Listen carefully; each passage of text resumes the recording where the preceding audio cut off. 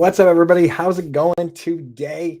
Who's ready to get yelled at for about an hour or so about fantasy football by one guy hanging out by himself on a Friday afternoon? That's what this show's about. That's what we're doing today. I'm Andrew Cooper. I'm here with Fantasy Alarm. Today, I'm going through and I'm hitting my favorite picks in every single round.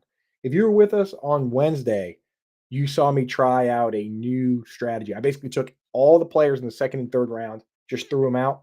Going through and doing that really helped me highlight what players I like at what spot. And today we're going to go through it. I'm just going to hit on every single round, my favorite pick, the perfect pick. And again, we all do this kind of in our minds. And what ends up happening? It hurts when you get sniped. But with this strategy, I've kind of figured out how to build a team, where the pockets of value are, and where the traps are, where the positions are strongest, where the positions are weakest, especially quarterback and tight end. So let's get into it. Why not just jump right in right now? Thank you everybody for hanging out in the chat. If you're watching on Twitter, that's cool. But if you come over to YouTube, hit like, hit subscribe, that supports us. Supporting us the best way would be to go and get yourself a draft guide using this promo code here, which is out now, has all my rankings, has my dynamic tier rankings. The ultimate tight end guide is now out um, as part of the draft guide as well. So you can check that all out or get an all pro membership. If you use promo code Let's Go, you get the first month half off. And here's a little secret.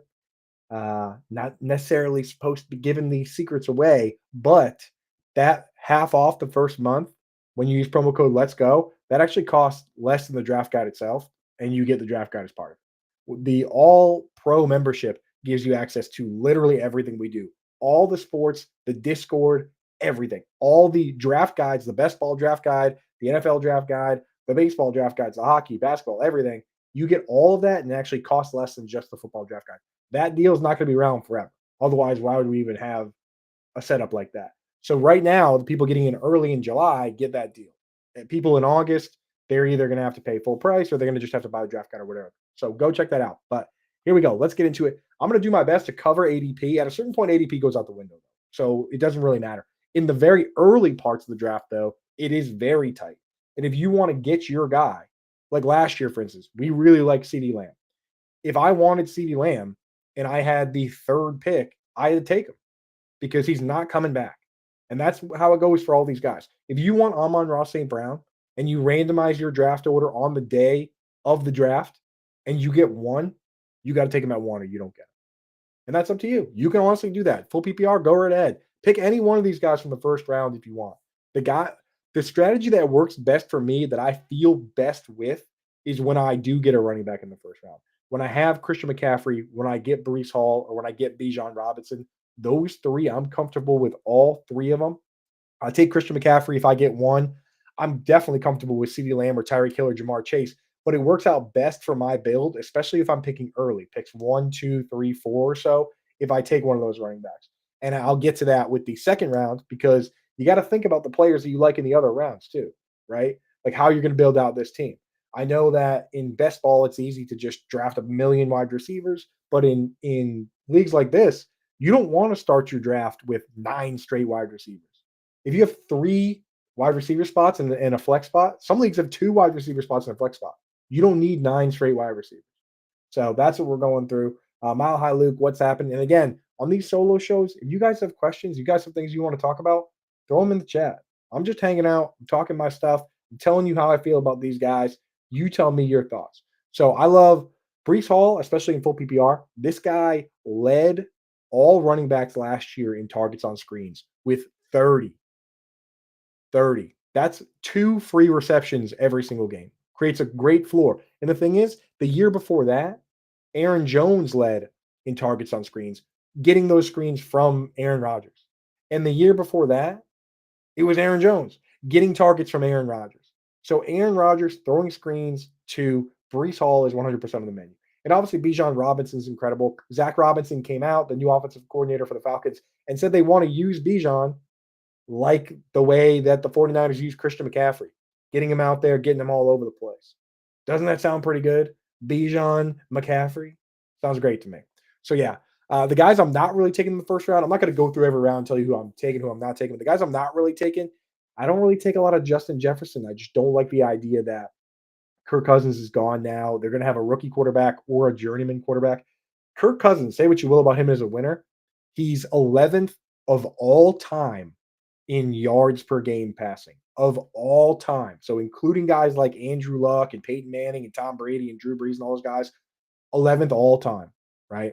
QB1 all time in yards per game passing. Like JJ McCarthy, even if you like JJ McCarthy, and I think he has a good shot to succeed in the NFL, he's not going to walk in day one and just be the gunslinger king, Kirk Cousins. It's just not going to happen. So for me, I don't really love that. I also don't really love, honestly, taking Puka Nakua. We've talked about that extensively on these shows, but Ian Hartitz has a great stat that he pointed out where when Cooper Kupp and Puka Nakua were both healthy, Cooper Kupp got 99 targets and Puka Nakua got 100. So to me, that's not a big enough disparity. Not to mention, everybody in the world now believes that Puka Nakua is better than Cooper Kupp. He might not be, but that's what everyone believes, right? We saw that happen with when Chris Godwin was wide receiver 2 overall. Everyone's like Chris Godwin's better than Mike Evans, but the reality is they kind of do different things. And once defenses realized Chris Godwin was really good, they paid more attention to him. And then now things shifted back from Mike Evans always being double covered to more even coverage. And that shifted things back in the favor of Mike Evans. We've seen this a million times. Juju Smith Schuster, nobody knew he was great or that he was capable of great seasons. And he had that monster season across from Antonio Brown. Next season, all of a sudden, what happens? Well, people now are putting more focal point on Juju, and he's not as good. Calvin Ridley alongside Julio Jones blew up as a rookie. When Julio Jones left, wasn't as good. So just be very careful with that. Not to mention, it's like look at AJ Brown. Ever since he was traded from the Titans to the Eagles, he's had back-to-back 1,500-yard seasons. Going up against the top coverage as the top guy on a team facing the top corners. Like AJ Brown, he's in the middle of the age apex. For me, why am I going to bet on a guy hopefully potentially doing it for a second time when I've already seen this guy in that number one chair do it a bunch of times? So that's where I'm going with that one. I'm going with Puka. I mean, I'm not going with Puka in most cases, right? So first round, the ideal pick for me is just if it falls right, is getting a really good price on Christian McCaffrey or Brees Hall or Bijan Robinson. But again, I'm absolutely happy getting CeeDee Lamb or Tyreek Hill or Jamar Chase or AJ Brown's guy I go to next. Now in the second round, the reason I love getting a wide receiver in the first, a running back in the first round, is that I do like the prices on some of these wide receivers in the second round, namely Davante Adams, who is locked in for a million targets, regardless who the quarterback is. Last year, he had once again a gazillion targets, right? Playing with whatever QB play, and I think Aiden O'Connell or Gardner Minshew can absolutely get the ball to him. I think he's going to be just fine. Chris Olave, who now is going to be part of a scheme that is really good at consolidating targets. Okay, with the 49ers, what they do is they use the fullback Kyle Juszczyk, they use Charlie Warner. I've talked about it on these shows a million times. Those two guys combined for like 80% of the snaps and only got 20 targets. And Juszczyk only got 5 carries. That's how that team can have the fewest pass attempts in the league and have fantasy relevant guys like Ayuk and Debo and George Kittle, right? And we know, and Christian McCaffrey. Uh, Bobby Slowick took that same scheme to the Texans, and then they used fullback Andrew Beck, and you saw what happened with Nico Collins and Stephon Diggs. Mike McDaniel brought that same scheme to the Dolphins, and they used fullback Alec Ingold and tight end Durham Smythe, and you saw what happened with Tyreek Hill and Jalen Waddle. I think with this team, Clint Kubiak coming over, he's bringing in Xander Horvath and Adam Prentice. They want to use the fullback. They drafted a left tackle in the first round. All those teams I just mentioned, with Laramie Tunsil and Trent Williams and Teron Armstead have great left tackles. They're setting up that scheme. And that scheme is great at consolidating the targets among the top guys. So I like Chris Olave. I like Rashid Shaheed. But the difference between Chris Olave and Rashid Shaheed is we know for a fact that Chris Olave is going to be an every down player. He's going to be one of those top 2 guys, right? With the other, with Rashid, we don't know if it's A.T. Perry or Cedric Wilson or whoever, but I like the idea. I like taking that stab, and he goes a lot later. I also like taking Drake London. So that's the thing. If my draft can start with some combination of McCaffrey, Brees Hall, Bijan, and then Adams, Olave, or London, I feel pretty good about it. If I do go with CeeDee Lamb or Tyreek Hill or Jamar Chase in the first round, I will consider taking a running back in the second round. Saquon Barkley goes there. Jahmyr Gibbs goes there. I also like Travis Etienne. I really am not taking much Kyron Williams. Just a little bit worried about Blake Corum. We've seen a lot of times in recent years that there's a lot of hype for some of these players that come out and pop, right? They come out and Mile High Luke after the Olave news scares me. Nah, the NFI injury list, he's fine. They take everybody and put him on the NFI or the pup at this time of year. I'm not worried about it unless it lingers and it proves to be, uh, something that's going to go on into August. Then we got to take a look. But for now, if I'm doing drafts now, I'm not shying away from players on stuff like that. I'm not going to do it. We're not talking about Michael Thomas here you know. Uh, so not too worried about that. The uh, Juwan Johnson ending up on the pup list concerns me for Juwan Johnson, but you know that's better for Chris Olave, right? So with that crew, I don't mind. Yeah, I don't mind taking Saquon Barkley, Travis Etienne. With Kyron Williams, what I was saying is that Kyron Williams is a great player. He could end up being good again, but a lot of times we've seen this where a team will have a player that's a late round pick, fourth, fifth, sixth round. In this case, Kyron Williams is a fifth rounder, and that player looks pretty good. With the Jets, Michael Carter looked good, and with the Texans, Damian Pierce looked good, and with the Jaguars, James Robinson and Tyler Algier look good, and so on and so forth, right? And then what those teams do is they say, that was cool. What if we went out and spent up and got another running back and really leaned into the running game? Because look how good it was with Tyler Algier. And then they bring in Bijan Robinson or Brees Hall or Devin Singletary, who beat out Damian Pierce. Philip Lindsay had a couple good years, and then they brought in Javonte Williams. Like, this happens all the time where it turns out that the situation is really good, but that the player is just okay. So I worry that Blake Corum is going to show up and they're going to say, "Oh wow, Blake Corum is actually really good. He scored 58 touchdowns for Michigan. Maybe we got to use both these guys, right? Um, Instead of just the one guy, right? That's what scares me a little bit. Whereas some of these other situations, like Travis Etienne, I don't think Tank Bigsby is all that much of a concern. So right now, through 2 rounds, for those just joining us, we're ideally pairing like a Christian McCaffrey, Brees Hall, or Bijan with Devontae Adams, Olave, or London. Or if we go with a CeeDee Lamb, Tyreek Hill, or Chase, then maybe you take a Barkley or a Travis Etienne.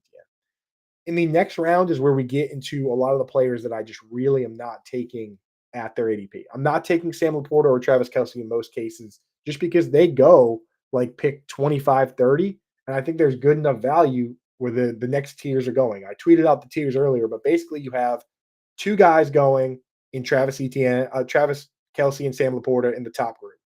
The next group, and they can go in different orders. The next group, you have three guys all going close together: Trey McBride, Mark Andrews, and Dalton Kincaid. And I have no problem with either of those guys. They all go in different orders, but whoever I can get cheaper, fine. After that, you have another group of three guys that almost always go together, and they very rarely jump groups. Like, the tiers are kind of forming here. And that next group is Kyle Pitts, Evan Engram, George Kittle. And Kittle's kind of the odd man out for me. I do like Pitts and Engram. And then after that, you've got your Njokus and your Fergusons. And I try not to pick from that group. But again, we're going to go through it round by round, hit on all this stuff. I'm going to try and get through as many rounds as I can. I do like to chat a little bit. Even when I'm by myself, I just, I love talking ball. So I can get a little wordy here. We're already 15 minutes in or so. We're through 2 rounds. So, and I do got to jet out of here right at 2 o'clock. If you haven't noticed, the lettuce is out today because I got to go right to a wedding. All right. No comments about the hair in the chat, please. I will have you removed by the moderator. So, okay. So third round is where there's a bunch of guys where I really am not necessarily taking them because I'm not. My policy, and this policy has worked so well for me historically that I'm sticking with it. We're talking about 10 to 12 team leagues with a single QB and a single tight end. No tight end has ever been the number one flex player in that format. It's always been a running back or a wide receiver. It's always been, whether it's a Cooper Kupp or a Todd Gurley or a Christian McCaffrey. It's never been a tight end. It's never been Travis Kelce. It's never been the number one fantasy scoring player. So for me, I don't start taking the tight ends and I don't start taking the quarterbacks until I've exhausted my lists of players that I believe have the upside of being the number one flex player.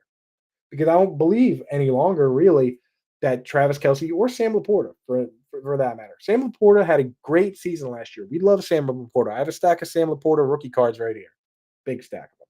But the reality is that if you take the last decade of points per game seasons for a tight end, even though Sam Laporta was the tight end one last year, he's 45th on that list. The season he had last year was good, but it wasn't difference making. It wasn't like Mark Andrews' top 5 all time tight end season, right? It wasn't like the number one all time tight end season with Rob Gronkowski where he scored 18 touchdowns. In most years, it wouldn't have been the tight end one season. If Travis Kelce and TJ Hawkinson and Mark Andrews didn't get hurt, it wouldn't have been the tight end one season most likely. Like those guys are scoring 14.6 points per game. And with Mark Andrews, you exclude the game where only played 7 snaps, and he's right there with those guys on the same level. So for me, I'm just not doing it. I'm not grabbing those guys. Kazi TX wants to know what's your favorite 3 picks from the 10 spot? Starting 3 wide receiver, running back, 0 flex. First of all, see if you can get a flex added. It's a lot more fun when you have a flex. But if I'm picking up the 10 spot, like I said, I'm not taking Puka Nacua. Ideally, I get AJ Brown. I don't mind taking Garrett Wilson, and I'll also take Jonathan Taylor if he's there. So ideally, I get AJ Brown there. That would be my favorite pick. And then coming right back around, I'm taking Saquon Barkley or Jonathan Taylor if they're there. Otherwise, I'll take Drake London. Very exciting. And I said, nice comments are allowed, I guess. But mods, keep an eye out for the hair comments. I got a wedding after this, as I said. And then the next round coming back, where we are now in the 3rd round, if I'm picking from the 10 spot, I would love to get one of Brandon Ayuk, Michael Pittman, or Jalen Waddle as the wide receivers. And Jalen Waddle is just such a rock solid asset because of how that offense is set up. I'm comfortable having him as my wide receiver 1, honestly. Like I'll go through a bunch of these guys here. I love having Waddle as my wide receiver 1. Pittman is another one. And if I'm loaded up on wide receivers and I want a running back from this group, there's only one guy I'm really taking, and that's Josh Jacobs. Isaiah Pacheco is solid too. Like he's obviously the starting running back for the Chiefs, and he's going to fall backwards into a bunch of touchdowns. But I look at Josh Jacobs and his ability and that offense, and I don't see why Saquon Barkley and Jonathan Taylor go so much higher than Josh Jacobs. What do they really bring to the table that Josh Jacobs doesn't, that he doesn't offer you in a very similar offense? So for me, I have no problem going with Jacobs there, but ideally, I've gotten 1 wide receiver and 1 running back by this point, and Jalen Waddle is a name that really pops to me in that range. In the 4th round, the guy that I'm taking the most by far is Cooper Kupp. It's Cooper Kupp, man. And the thing is, it's so easy to forget that this guy just a couple years ago on this team with these play callers, with this quarterback, had the wide receiver 1 season of all time in all of fantasy football. Better than Jerry Rice, better than CeeDee Lamb last year, who had 400 and some fantasy points, the 3rd best wide receiver season of all time in PPR. So I look at Cooper Kupp and his role, which is the best role for fantasy football. I broke this down in an article over at fantasyalarm.com. Go check this one out. This one's free. And I just explained all the wide receiver rules, right? You have the split end, which is your big bodied guy that has his foot tethered to the line on one side. You have the tight end who lines up in line opposite him, also tethered to the line. By that, I mean you have to have 7 guys up on the line. The 2 widest are eligible to catch passes. Then you have a flanker, which lines up outside, usually outside the tight end. And then you have slot, right? The best role for fantasy football are players that play in the slot for 3 wide receiver sets. And then when they go to 2 wide receiver sets, they stay on the field. Cooper Kupp in that year where he had the number 1 wide receiver season, ran the 4th most routes of any wide receiver from the slot, but he stayed on the field for 2 wide receiver sets and still played like over 200 snaps out wide. Last year, CeeDee Lamb, when he had the wide receiver 3 all-time season behind only Cooper Kupp and Jerry Rice, he ran the 4th most routes from the slot and then ran like a little over 200 routes out wide. It's the same role.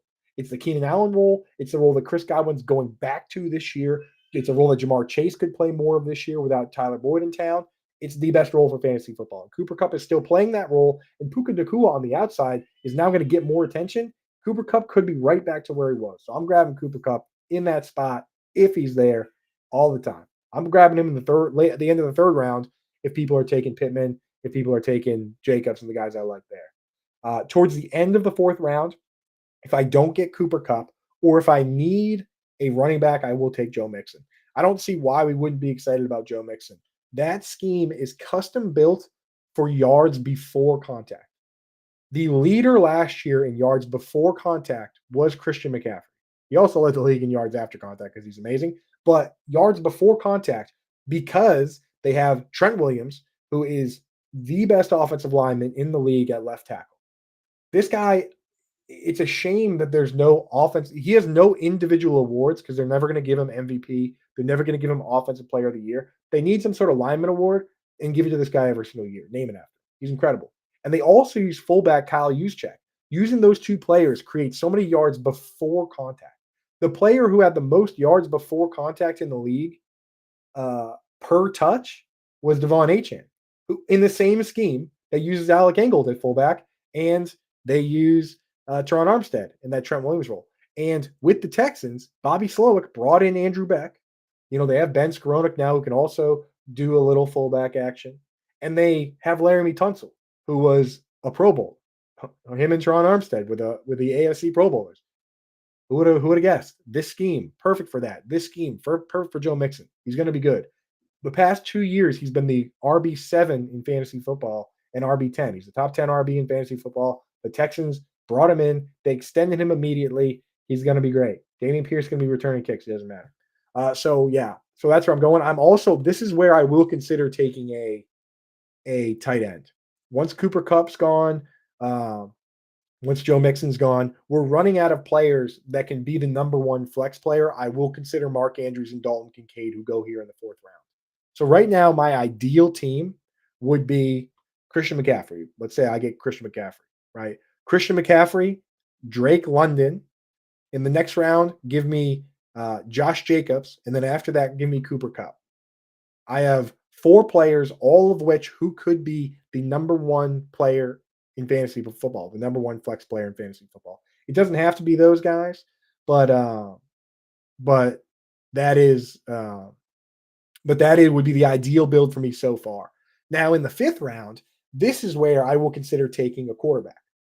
The first quarterback that I will consider taking goes in this round, and that's Anthony Richardson.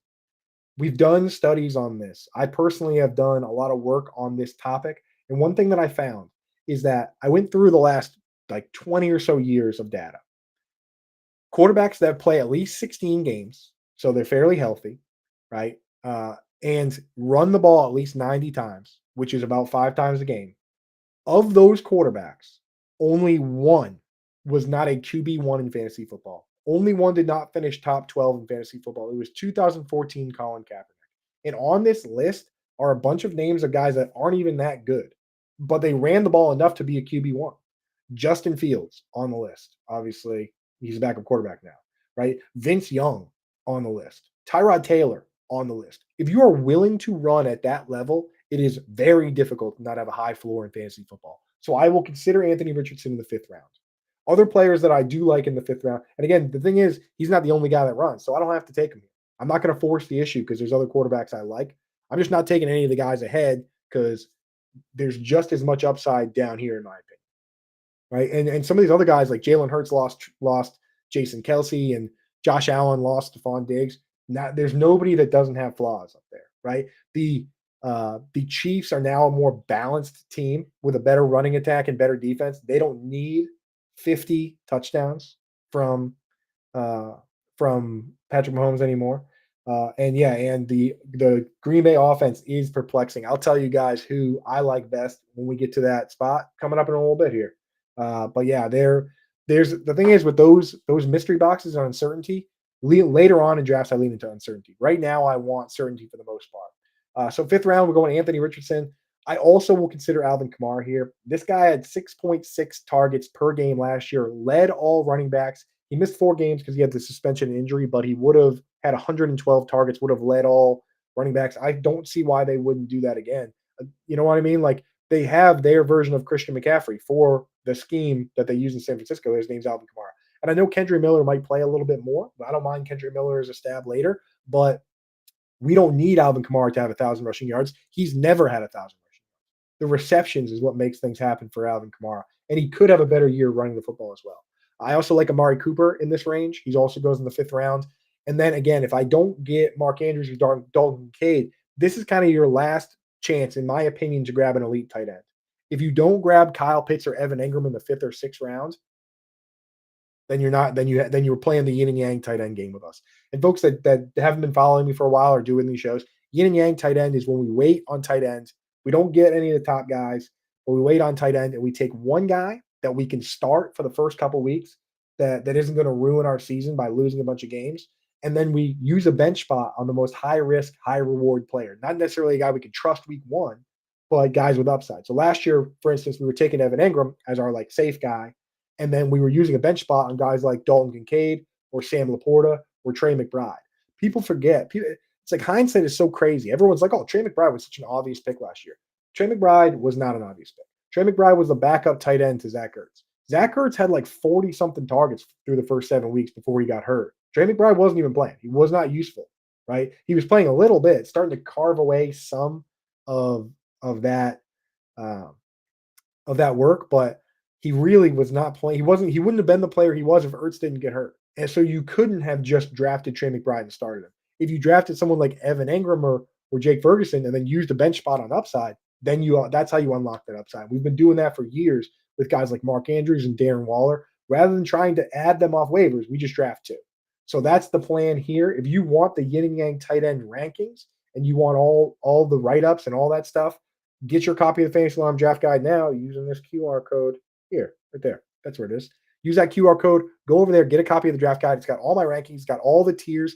If you go to I do write-ups on every player, every tight end, the good, the bad, and then my advice for every player. The elite guys are out now. The fades are coming out today. Yin and Yang tight end is coming out next week. But if you just want the rankings for Yin and Yang tight end, those are already out. Go to the dynamic tier rankings. I'm going to tinker with them a little bit, as always. But the idea is there. If you want to check that out, get that now. Or if you use promo code Let's Go to fantasyalarm.com/win and use promo code Let's Go. You can get 50% off the first month. Gets you the draft guide, gets you the cheat sheet, gets you everything. No better deal than that right now at fantasyalarm.com, baby. Let's go. Dude, I'm so fired up for fantasy. It's crazy. I need football bad. I need it back. But this part of the season where we're speculating, we're doing drafts, this is awesome. This is awesome. And you talk sports. Cooper Kupp going in 2-3 turn. Amari Cooper goes in the 3rd. Not based on the consensus Fantasy Alarm rankings that ADP that we have up. Amari Cooper in most cases does not go in 3rd. I'm looking at it right now. Here, let me pull it up for you. In most cases, and I have the ADP for RT Sports, NFFC, FFPC, Yahoo, Underdog, ESPN, and Sleeper in front of me right now. The ADP for Cooper Kupp is on Underdog. He goes at pick 27, which is best ball. On Yahoo, all the other ones, he goes at ADP of 44, 40, 41, 49. 35 is the highest he goes. That's NFFC. So he does go at the end of the 3rd, but not at the 2-3 swing. Like you're suggesting there, YouTube, Greg Wells. Same with Amari Cooper, right? Amari Cooper on Underdog might go around 40, but that's best ball. Best ball has wide receivers being steamed way up because people need to draft 7, 8, 9 wide receivers. That's not what the ADP is like in redraft. In redraft, on average, he's going like, for instance, on FFPC, he goes pick 60. That's pick 60 is what? Not a big math guy. That's the 5th round, right? Pick 57 over on RT Sports. So in most cases, he doesn't go in the 3rd. Even on Underdog at pick 40, he technically doesn't go in the 3rd. So you can get all these guys at these spots in a real league. It's redraft season. Best ball, we've done so many best balls. We do a best ball every Wednesday on the show. We're talking redraft here. We're talking real leagues. And that's where these guys are typically going in the high stakes stuff that we've seen so far. So definitely check that out. Yeah, preseason, get your draft guide now. Anne's a member, so she gets everything. She gets spoiled. She's in the Discord. She's hanging out with us. But if you just want to pick up the draft guide, that gets you a lot of info. And I think this year, if you do get a draft guide, we're letting you jump in the Discord and check everything out. So if you bought a draft guide and you want in the Discord, hit me up on Twitter at Coupe Fiasco. We'll get you all set up. So to recap, for anybody joining quick, in the 1st round, I like getting, ideally, Christian McCaffrey, Breece Hall, or Bijan Robinson. In the 2nd round, I like taking Drake London, but I'll also take Devontae Adams or Chris Olave. Now I have a wide receiver and a running back. In the third round, I love taking Jalen Waddle.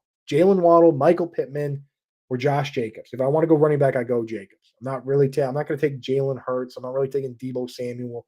And Mike Evans is in a half PPR, but I don't really love taking him in full PPR either.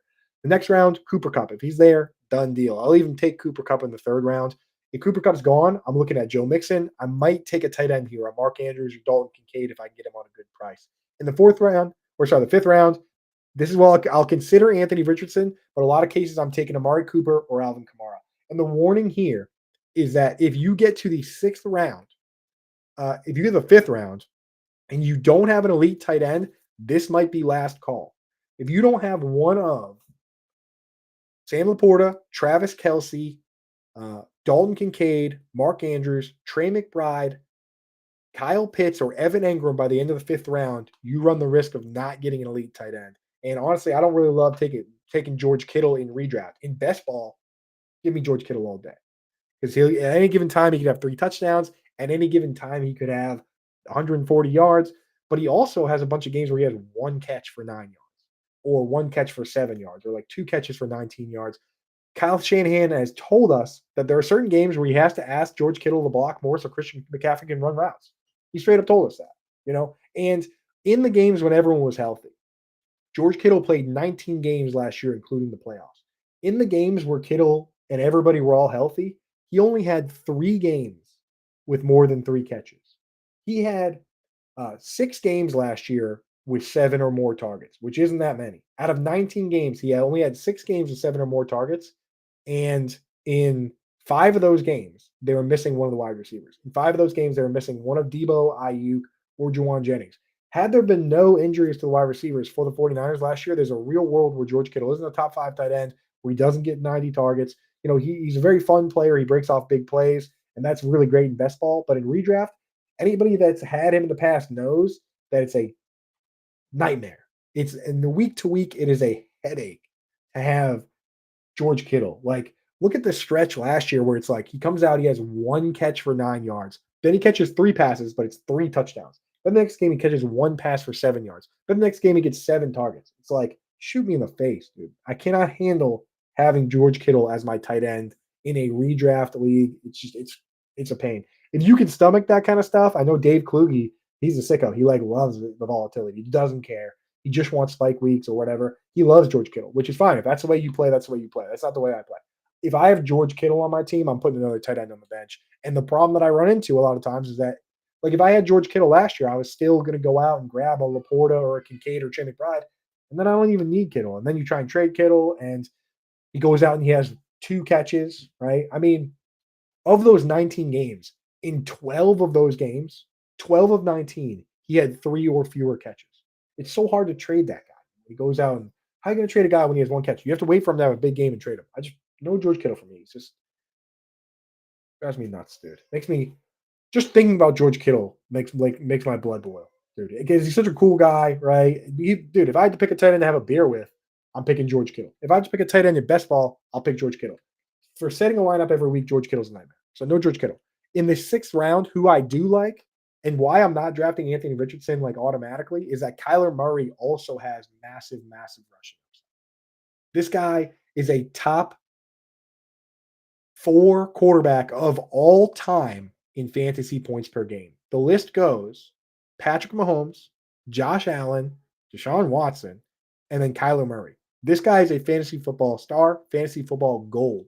Last year, this team, when Kyler Murray was playing, was scoring 24.4 points per game, which is more than the Jaguars, more than the Chiefs, just short of the Texans at 24.7. Kyler Murray is a good player. And they just went out and they took the very first wide receiver off the board in the draft in Marvin Harrison Jr. And they took the second running back off the board in Trey Benson, right? They got Trey McBride. I like Michael Wilson. Greg Dortch is this. You don't need Rondale Moore if you have Greg Dortch. It's like the Spider-Man meme, the same dude. So, I don't see why it would be any different this year, if not better. So, Kyler Murray, awesome. So we're taking him a 6th round. I'll also entertain Terry McLaurin. The 6th round has the most players that I'm not taking. I'm not taking Joe Burrow. I'm not taking George Kittle. I'll consider Ramondre Stevenson, but it's so hard to get excited about certain guys in that range. Ramondre Stevenson, David Montgomery, Kenneth Walker, Najee Harris goes in this round. Has anyone ever been excited about taking Najee Harris? And I know David Montgomery is a guy that, like, if you can get him at a good value, it's great because he's going to score a touchdown a game, right? Jamal Williams scored 17 touchdowns in 17 games, and everyone told me there's no way that he's going to score 17, a touchdown every single game. And then what happened in the games that David Montgomery didn't get hurt in? The 13 games he played in, he scored 13 touchdowns. So David Montgomery is fine, And again, if Jahmyr Gibbs gets hurt, everyone talks about, oh well, what if David Montgomery gets hurt? Then Jahmyr Gibbs is a super mega star. Well, what if Jahmyr Gibbs gets hurt? Then David Montgomery is a super mega star. So he's a fine pick. But I'm not going to take Christian Kirk. Not really taking Calvin Ridley, not taking Jordan Love that much. So really, this is where I end up reaching for players. And the guy I reach for is the one that goes in the first round, the first pick of the seventh round. This is the guy I take in the sixth round. It's Chris Godwin. Chris Godwin quietly got more receptions last year than Mike Evans. Chris Godwin, can you guys hear the baby in the background? Tell me in the chat if you can. I apologize for that. You know what I mean? Can't control the baby during a show, but you're just gonna have to deal with that if you can. If you can't hear it, then I don't know why I brought it up. But Chris Godwin, more receptions last year than Mike Evans, and they came out and told us that his role is going to go back to the one where he plays in the slot in 3 wide receiver sets and then moves outside for 2 wide receiver sets. I don't know where I talked about it earlier in the show, probably about the 10-minute mark. I talked about Cooper Kupp and why his upside is so high. Chris Godwin had a wide receiver 2 season in the NFL in fantasy football when he was in that role. The year before last, he played 900 snaps. Both the past 2 years, he's played 900 snaps back-to-back years. In the year before last, he played 600 in the slot and then 300 out wide. Last year, inexplicably, they moved him out wide for 600 snaps, only 300 in the slot. They've already said he's going back to the slot. It's going to be awesome. It's going to be big time, right? Chris Godwin is very much back. I'm very excited for it. And last year, people don't realize he had a neck injury. If you go and look at the games where he was on the injury report with a neck injury, those are the down games where Cade Otton did a little bit. In the other games, he was getting 12, 13, 14 targets. And again, in the playoffs, he had a knee injury, and that's when Cade Otton got a bunch of work.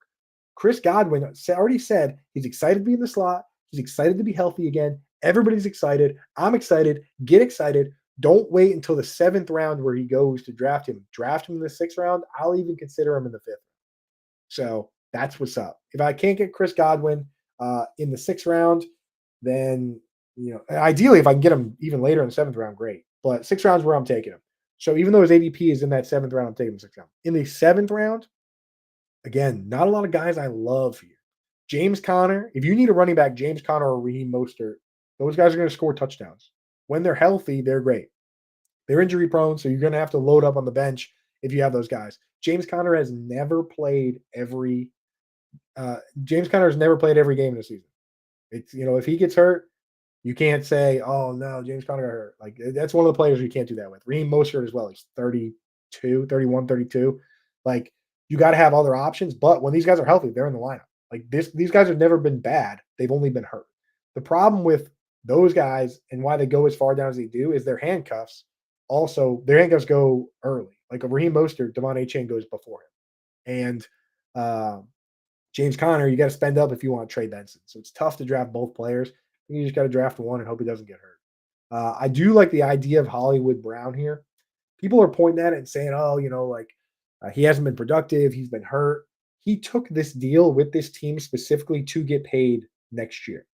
He wants to he's doing the Juju Smith-Schuster, where he took a 1-year prove-it deal to pad his stats, show he can get healthy, maybe win a ring, and then try and get paid. That's why he's there.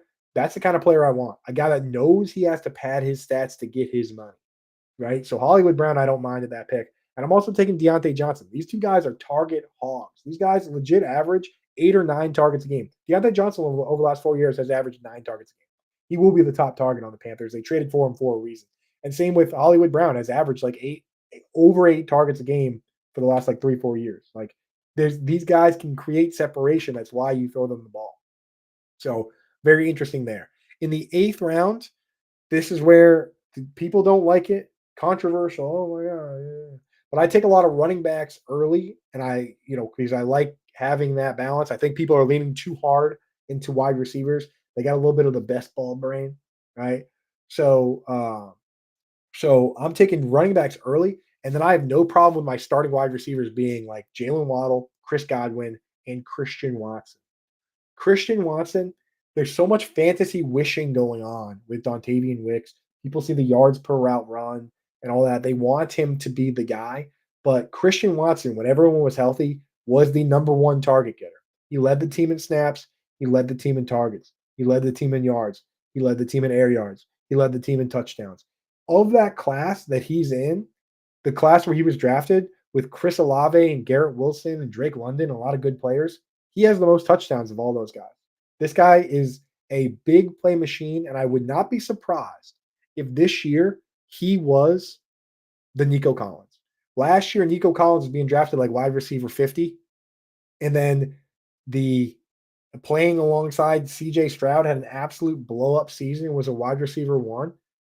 If you look at Christian Watson, he's being drafted wide receiver 44, and he could be easily be the wide receiver one for Jordan Love in a tremendous offense, right? With Romeo Dubs, who's just kind of okay, and Jaden Reed, who's good, but he plays slot for three wide receiver sets and comes out of the game for two wide receiver sets. That's the way it was all year last year. And if people want Dontavian Wicks to play more, that means that's another guy that's going to be on the outside with Romeo Dubs. I think Christian Watson has some massive, massive upside, man. And Juwan is asking about Dontavian Wicks. I do like Dontavian Wicks in Dynasty. I think the situation we have here is remember, some of you might be too young, but remember the Super Bowl when the Steelers played the Packers? The wide receivers in that Super Bowl on both the sides of the ball were insanity.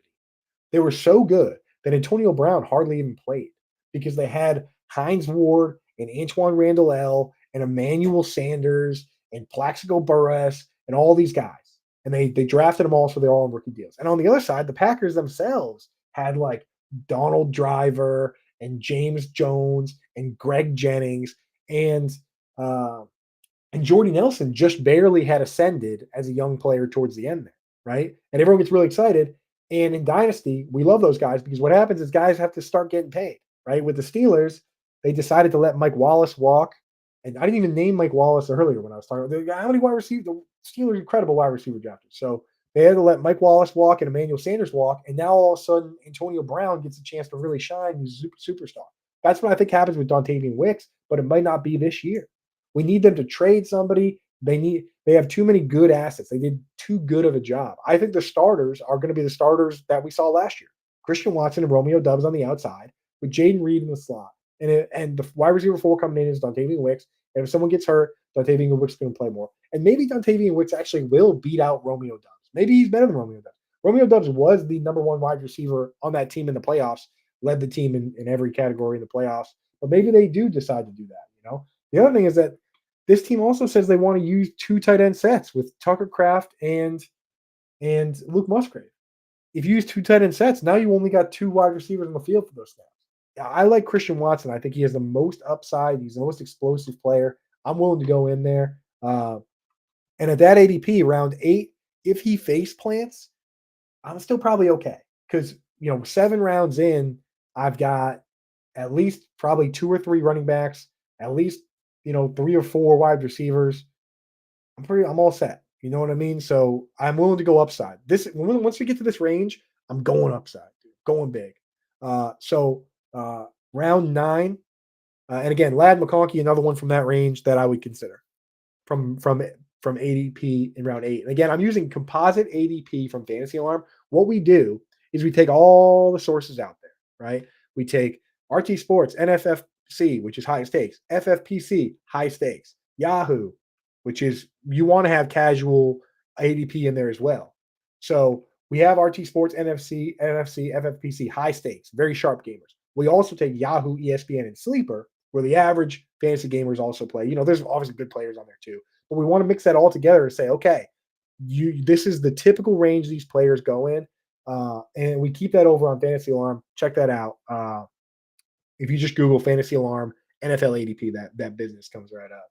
So that's where I'm at. We get to this next round here, round 9, and I'm glad this question was asked in the chat because they said rank these QBs: Jaden Daniels, Brock Purdy, Tua, and T-Law. Me, I'm a gunslinger, baby. I'm going for those mobile QBs, so I rank Jayden Daniels ahead of all those guys just because of that same upside.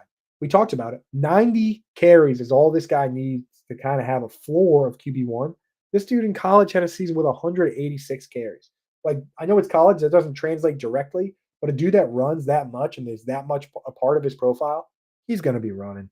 He's going to be running. So I will consider Jay if I haven't taken. So again, the quarterbacks I already if I haven't taken a tight end by this point, I'm waiting and I'm taking two. If I The only quarterbacks I would take before Jayden Daniels in round 9 would be Anthony Richardson if I get a good price, or Kyler Murray if I get a good price. So absolutely considering Jayden Daniels here.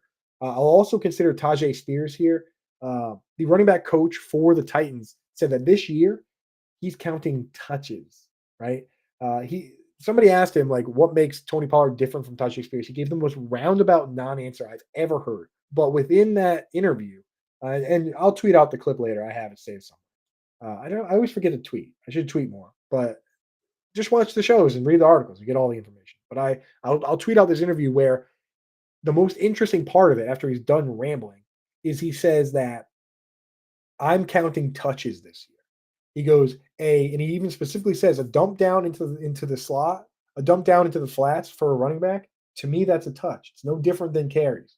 So when I'm deciding how to split the work between Tajay and Tony Pollard, I'm counting touches. So carries plus receptions, right? Well, to me, that's interesting because he says that he's going to have a count and he's going to try and split up the work. And if that's going to happen, we want the guy who is better at catching passes because targets are more valuable than carries, not receptions. Not receptions versus carries, just targets alone, mathematically proven by by Scott Barrett at Fantasy Points. Shane Barrett's a great analyst too, so shout out both Barretts. But Scott Barrett mathematically proved that a target is more valuable than a carry. So I've got to flip some of my rankings. I don't mind picking Tony Pollard at the right price, but Tajay Spears now become more interesting to me as well. In this range, this is where again we've already picked 8 players. We have our starting lineup in leagues with 2 running backs, 3 wide receivers. That's 5 players, a tight end and a quarterback. That's 7 rounds. We're into round 9 here. We're into bench players. I only care about upside. I'm not drafting Tyler Boyd. I'm not drafting Dallas Goedert. This is where I'm drafting. Give me Devin Singletary. It could be starting running back for an NFL team. Give me Nick Chubb. Like videos of him squatting a million billion pounds. Cool. I'm not going to buy all the way into that, but if he's a starting running back for the Cleveland Browns and I can get him in round 9 and he's anything like Nick Chubb is, then he's going to be awesome. So I'm taking him there. Cortland Sutton. Jerry Judy's gone. He's the obvious number 1 wide receiver on that team. He didn't put up crazy stats, but the highlights, Cortland Sutton is still good. Go back and watch the highlights from last year. This guy's making crazy circus catches. It was a very strange offense, but Cortland Sutton could have upside coming from that spot. Keon Coleman, give me upside, dude. Give me upside here. Xavier Worthy, I like better in Dynasty. Same with Jackson Smith and Jigba. I think these guys will have full-time roles at some point, but for now, they could be a little trapped. At some point, Jackson Smith and Jigba will have the flip. The flippening will come where he will be the slot guy for 3 wide receiver sets and then move to the outside for 2 wide receiver sets. Right now, though, he mostly plays slot and comes out of the game for 2 wide receiver sets in favor of DK Metcalf and Tyler Lockett. Now, they did bring in Grubb to be the coordinator. They brought him in from Washington, which Washington definitely had 3 good wide receivers last year. Not Washington Commanders, Washington in college, right? Definitely had 3 good wide receivers in Rome Odunze and Jalen Polk and Jalen McMillan. So that's what they want to do. They want to run more 3 wide receivers. I think JSN has a better season than last year, but better season than last year doesn't necessarily mean he has his crazy breakout. Chris Godwin took until year 3 to overcome Deshaun Jackson. It was Deshaun Jackson and Mike Evans with Godwin in the JSN third fiddle role. And then once Deshaun Jackson was gone, boom, laser show, right? So I think that's going to happen at some point for JSN. Might not be this year, though. So that's why I'm a little hesitant there on that pick. But if one of those guys gets hurt, don't be surprised when JSN is awesome because I think he is awesome. Like Quentin Johnston got the opportunity last year and did nothing with it. JSN didn't have the opportunity. He made the most of it. They also got rid of Shane Waldron, who just rotating tight ends all over the place. Like, it's so funny. The moment Shane Waldron was gone, they looked around and they were like, why do we have all these tight ends? Will Disley, Colby Parkinson, get out of here. We don't need these tight ends. We don't need what is all this? So it's a new offense. It's going to be better for everybody, I think. So there you go. Next group here. I like, again, we're in the upside world. Caleb Williams has upside. Brian Thomas Jr. is going to walk into the Calvin Ridley role. Jameson Williams could have a bigger role this year. Zeke Elliott could be the starting running back. I mean, I know it's hard to say upside with Zeke Elliott, but he led his team last year in receptions with 51 receptions. He led the most receptions on the Patriots. He's got upside. I'm not drafting Gus Edwards. I'm not drafting Jerome Ford. I'm not drafting Chase Brown. I'm not drafting TJ Hockenson. Are you crazy? TJ Hockenson on a team with a rookie or journeyman QB coming off a serious leg injury where he can't get on the same page as them.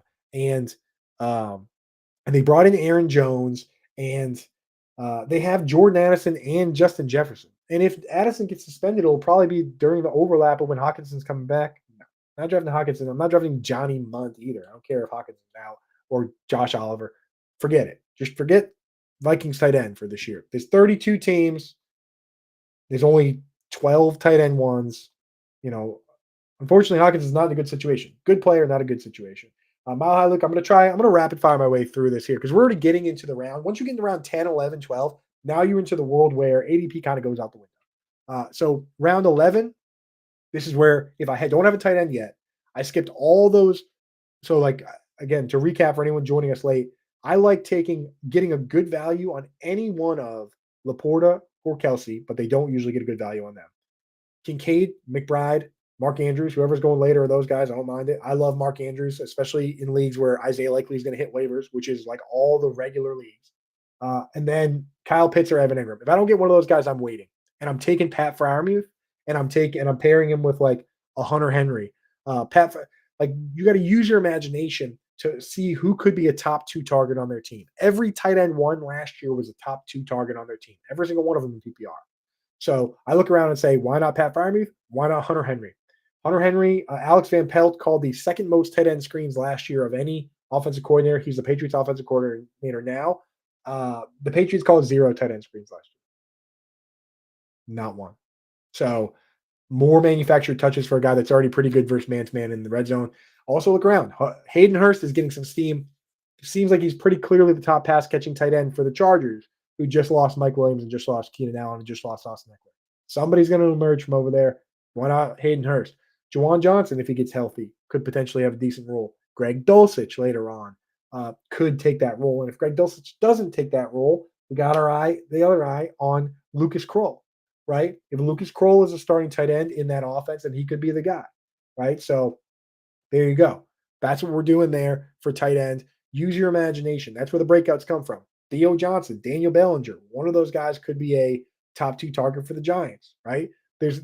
That's why I see no need to take a guy like Cole Kmet, who is going to be rotating within the Shane Waldron tight end rotating circus, where he's never had a tight end going back to 2017 when he was a tight end coach for the Rams. He's never had a tight end play more than 75% of the snaps. And they have a rookie QB, and they have 3 good wide receivers, and he brought Gerald Everett with him for good measure.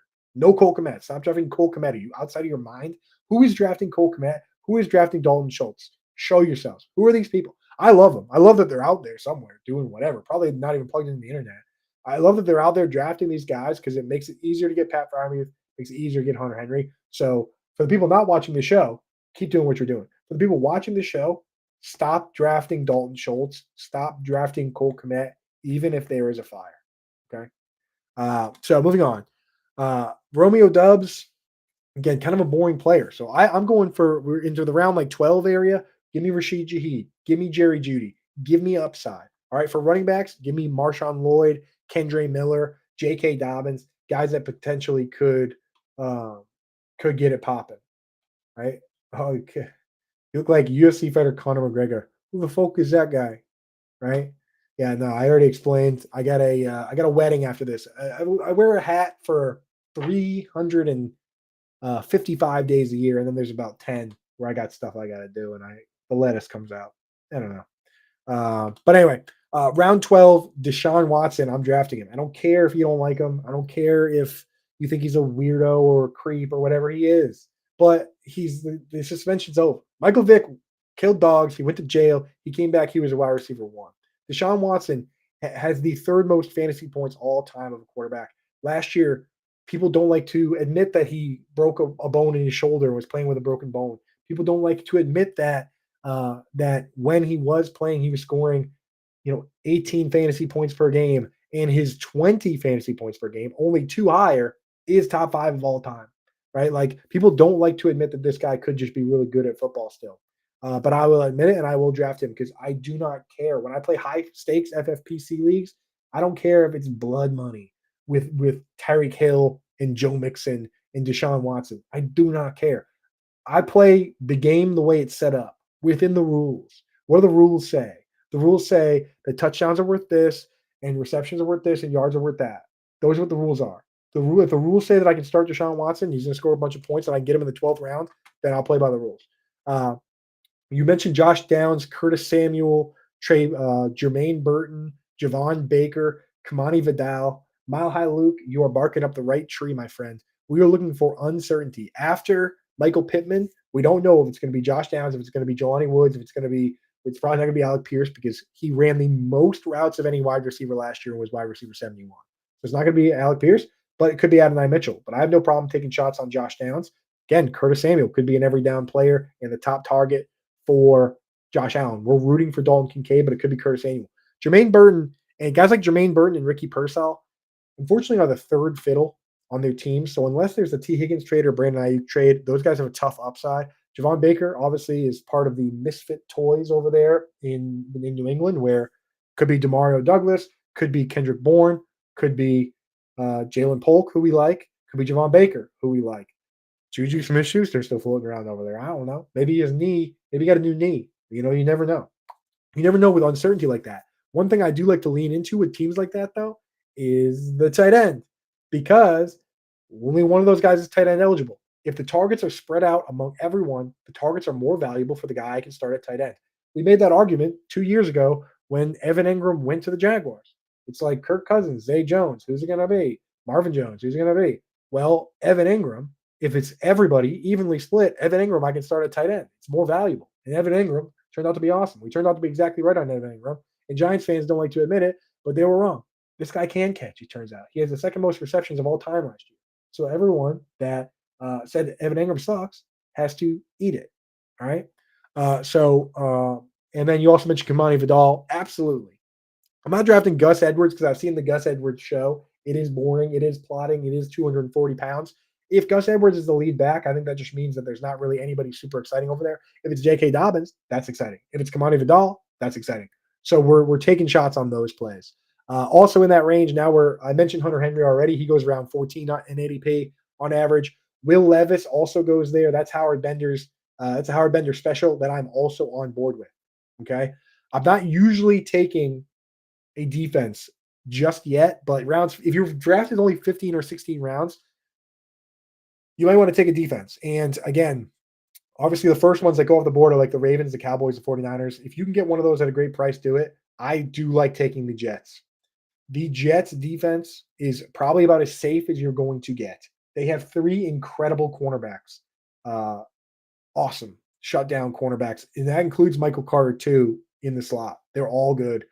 This defense was incredible last year, even when the offense was bad. And Aaron Rodgers slows the game down. No one slows the game down more than Aaron Rodgers. It really does help the defense. And it's really hard to blow out an Aaron Rodgers team because he's taken forever. It's crazy. So I do like the Jets. I'll also draft the Patriots defense. The Patriots defense was good last year, and they were missing their 2 best players, Matthew Judon and Christian Gonzalez. So Patriots defense, fine.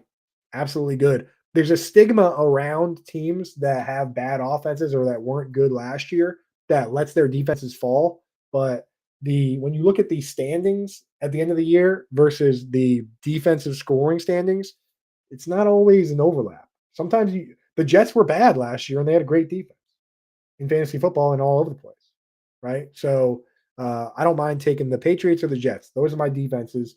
With kicker, we're just going for whoever Linda tells us to take, at Lindellians on Twitter. She's already gave me a few names. If we're going to spend up, we take like Evan McPherson, but we're waiting a bit. And I forgot who she said. I'm a bad friend. But Young Ho Koo is the name she likes. And then she's waiting on certain battles that get sorted out. But for instance, whoever wins the Saints job, whoever wins the Broncos job, I know she's going to be interested and will be interested in as well. Just to throw out some names, because again, we are outside the world of ADP, and we're now taking just whoever we like, which is Michael Wilson we like, right? Jalen Polk, Wandale Robinson. Who could be a top 2 target on the Giants? Malik Neighbors probably going to be one. After that, Wandale Robinson, Jalen Hyatt. Now, I'm not really drafting Darius Slayton, but somebody over there, right? I like taking Juwan Johnson, I mentioned. Drake May, another player. I said earlier, Jaden Daniels ran the ball 186 times in a season in college. Drake May ran the ball 184 times in a season in college. There's a real possibility he runs the ball 90 times, 100 times. If that happens, then it's hard for him not to be a QB1. I know. Don't want to hear it. People don't like it. He might not even start the season, but Drake May has upside because of the mobility. We'll go for names like Audric Estime in an uncertain, Julian McLaughlin, Audric Estime. If the Javonte Williams rumors are true, then maybe he's not the starter. Who knows, right? Very deep leagues, you start looking at Hayden Hurst, who I mentioned, Dylan Lobby, right? If you look at the pictures of Zamir White, and we like Zamir White, but he looks like a bowling ball. Like he looks like a truck. Looks like CJ Anderson. If they want to split the role, Dylan Lowby, pronouncing it Lowby, that's the pronunciation, out of UNH, shout out to this part of the world that doesn't produce a lot of fantasy football players. Matt Ryan went to BC. He's not even from here. Anthony Sherman. Pat Frymuth is from Massachusetts. But Dylan Lowby, definitely an interesting name there. So Jelani Woods, that type of crew, man. You got to use your imagination to find breakouts. But we've already gone over an hour. I said I couldn't go over an hour because I got to go to a wedding. Here's what you do. If you like this show, if you like information, if you like winning fantasy football leagues, if you like stupid memes and GIFs, we have all of that in the articles, in the rankings, over at fantasyalarm.com. I'm also going to do a couple shows that are just for members moving forward, just because we really got to hammer things down and we have to have discussions. And I want to devote more time to the members on the Discord every day. You can ask us questions. If you want to be a part of that, go over to fantasyalarm.com/win, use promo code Let's Go and become an all pro member. Let's Go gives you 50% off this month. Yeah. Gives you lots of munch on, dude. A lot to eat up, a lot of knowledge there. But this month gives you 50% off, comes with the draft guide, comes with the cheat sheet, comes with everything. And it's cheaper than just buying the cheat sheet itself. I'm not even putting the QR code for the cheat sheet up because this is what you do. And if you want to just become a Fantasy Alarm member for forever, or for the year at least, if you already know you're all in or you need to renew, the annual is 40% off for the year right now. So you can get 50% off for the month. That gives you the cheat sheet, everything, let you check everything out, get in the Discord, do all that. Or you can do the annual at 40% off. I'm telling you guys this now because I can promise you that you are ahead of everyone because you're thinking about this stuff in July. The average fantasy gamer shows up in August. I'm watching baseball, so boring. And then now they all of a sudden are like, I need rankings. Like I need to just buy some rankings. At that point, all the discounts and stuff for the loyal people and for our friends and for the people hanging out, all that stuff is gone by that point. So you got to get in now. Okay. Got to get in now. And again, don't come crying to me in August when there's no more discounts and you're like, Coop, dude, can you hook me up? You got any more of those promo codes, dude? A lot of cases we don't. All right. So get in now. I'm begging of you. I'm pleading of you. All right. I'll see you in the Discord. If you have trouble getting into it, hit me up on Twitter at Coop A Fiasco. And if you don't want to support us by buying a draft guide or signing up, you can support us one way, one great way. Like this channel, subscribe to this channel, share it with your friends, retweet, do whatever. That supports us, dude. My daughter Lainey, who you heard crying earlier, she's going to be eating cat food if we don't sell some draft guides. Okay. She's going to be wearing newspapers on her shoes to school. You think I'm giving away all this information because I love you guys? I do. I actually do. And I love football. I'd be doing this anyway, but come on, help us out. All right. Cheers, guys. I will be back on Wednesday. I'm doing a couple Sirius XM shows, I think on next Thursday and Friday, 6 to 8 p.m. Eastern time with the great Howard Bender. And I'll also be doing a show on Wednesday, and then we'll be doing another sicko